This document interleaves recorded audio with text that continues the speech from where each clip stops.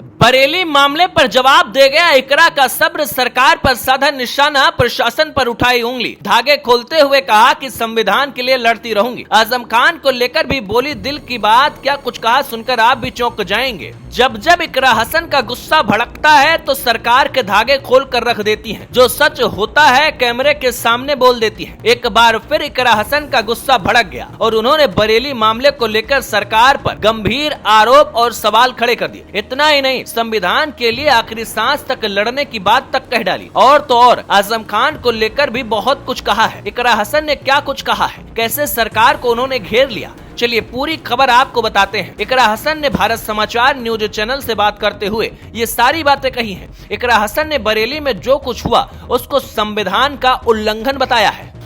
उन्होंने कहा कि इस हिंसा में साफ दिख रहा है कि कैसे संविधान की धज्जियां उड़ाई जा रही है। लोगों से अपील की कि ये लोग गलत कर रहे हैं मगर आपको सचेत रहना है। उन्होंने कहा कि हमें समझ और सब्र से काम लेना चाहिए। हमारे पास लाठी डंडे जैसे हथियार नहीं है, सिर्फ वोट का हथियार है।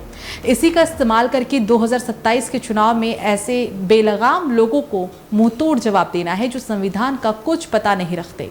इकरा हसन ने आगे कहा कि हमें ऐसी सरकार बनानी है जो हर समाज का सम्मान करे और सबको साथ लेकर चले। सरकार पर निशाना साधते हुए इकरा हसन ने कहा, ये मुद्दा इसलिए उठाया जा रहा है क्योंकि उनके पास दिखाने को कोई अपना काम नहीं है। पूरे 10 साल में प्रदेश में कोई ऐसा काम नहीं हुआ जो वाहवाही लूट सके, इसीलिए घूम फिर कर हिंदू मुस्लिम का एजेंडा आ जाता है और उसी को तूल दिया जाता है। बुलडोजर पर सुप्रीम कोर्ट ने रोक लगाई थी, लेकिन आज भी उसका उल्लंघन हो रहा है। ऐसे लोग जो कुछ नहीं कर रहे, उन्हें प्रताड़ित करने की योजना बनाई जा रही है, लेकिन ये अपनी खुद की खाई में गिर जाएंगे। सभी लोग सचेत रहें, पीडीए परिवार एकजुट है। आजम खान जेल से बाहर आ चुके हैं और उनकी भूमिका समाजवादी पार्टी में और ज्यादा महत्वपूर्ण हो गई है। आजम खान को लेकर भी सवाल पूछा गया तो इकरा हसन ने खुलकर उन पर बात की। आजम खान पर बोलते हुए इकरा ने खुशी जताई कि वे जेल से बाहर आ चुके हैं। उन्होंने कहा कि सभी से पारिवारिक संबंध है, वो हमारे बड़े हैं और हमेशा मार्गदर्शन देते रहेंगे। उनकी तबीयत थोड़ी खराब है, इलाज करा रहे हैं, जैसे जैसे मौका मिलेगा सब मिलने जाएंगे। उनका आना सबके लिए खुशी की बात है। इकरा हसन ने आगे कहा कि उनसे उम्मीद यही है कि आगे भी समाजवादी पार्टी का मार्गदर्शन करते रहेंगे और 2027 में खेल करेंगे।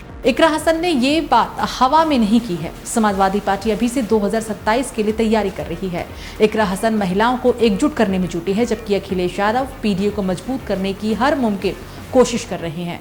समाजवादी पार्टी ने तो पंचायत चुनाव से भी अलग होने का मन बनाया है, मतलब पूरी तैयारी 2027 को लेकर ही है।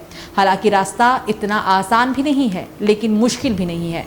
समाजवादी पार्टी दावा कर रही है कि 2027 में साइकिल दौड़ेगी।